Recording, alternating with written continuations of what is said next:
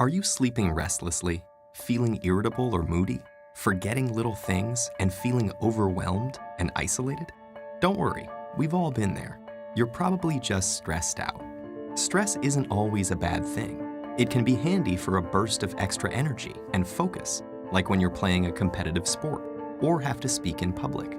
But when it's continuous, the kind most of us face day in and day out, it actually begins to change your brain. Chronic stress, like being overworked or having arguments at home, can affect brain size, its structure, and how it functions, right down to the level of your genes. Stress begins with something called the hypothalamus-pituitary-adrenal axis, a series of interactions between endocrine glands in the brain and on the kidney, which controls your body's reaction to stress. When your brain detects a stressful situation, your HPA axis is instantly activated and releases a hormone called cortisol, which primes your body for instant action. But high levels of cortisol over long periods of time wreak havoc on your brain. For example, chronic stress increases the activity level and number of neural connections in the amygdala, your brain's fear center. And as levels of cortisol rise, electric signals in your hippocampus, the part of the brain associated with learning, memories, and stress control, deteriorate. The hippocampus also inhibits the activity of the HPA axis, so when it weakens, so does your ability to control your stress. That's not all though. Cortisol can literally cause your brain to shrink in size.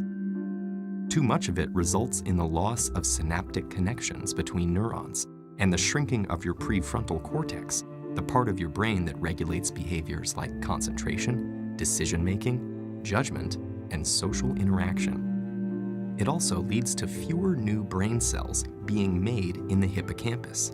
This means chronic stress might make it harder for you to learn and remember things, and also set the stage for more serious mental problems like depression and eventually Alzheimer's disease. The effects of stress may filter right down to your brain's DNA.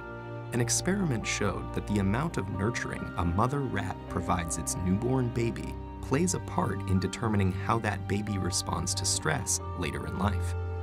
The pups of nurturing moms turned out less sensitive to stress because their brains developed more cortisol receptors, which stick to cortisol and dampen the stress response.